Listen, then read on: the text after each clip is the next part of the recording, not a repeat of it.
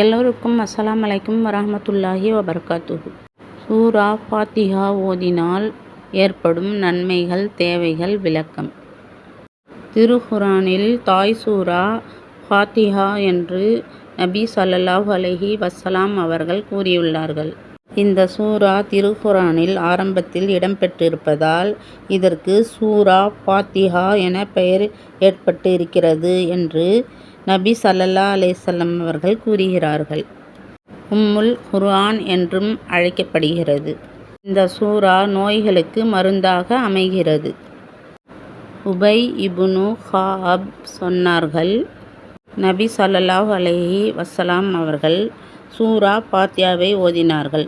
அப்புறம் இறைவன் இப்படி சொன்னதாக கூறினார்கள். ஆதமுடைய மகனே, உனக்கு நான் 7 திருவசனங்களை கொடுத்திருக்கிறேன். அவற்றில் 3 எனக்கு, மற்ற 3 உனக்கு சொந்தமானவை.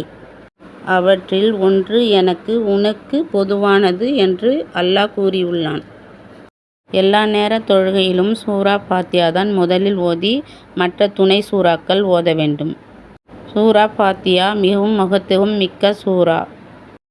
ஜும்மா நாள் அன்று தொழுதுவிட்டு சூரா ஃபாத்திஹா 7 முறை, சூரா இக்லாஸ் 7 முறை, சூரா ஃபலக் 7 முறை, சூரா நாஸ் 7 முறை ஓதிவிட்டு லா ஹவ்லா வலா குவத்தா இல்லா பில்லாஹில் அலியுல் அலீம் இந்த கலிமா 7 முறை ஓதிவிட்டு ஸல்லல்லாஹு அலா முஹம்மத் ஸல்லல்லாஹு அலைஹி வஸல்லம் என்ற ஸலவாத் 7 முறை ஓதிவிட்டு அல்லாஹ்விடம் துவா செய்துவிட்டு நம் கையில் ஓதி முகத்தில் உடம்பில் தடவிக்கொண்டால் அந்த வாரம் முழுவதும் அல்லாஹ் நமக்கு பாதுகாப்பு அளிப்பான். எந்த தீமையும் ஏற்படாது.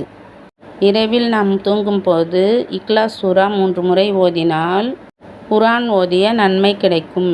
சூரா ஃபாத்திஹா 4 முறை ஓதினால் அல்லாஹ்வின் பாதுகாப்பும் அல்லாஹ் நம் எல்லா துவாவும் ஏற்றுக்கொள்வான்.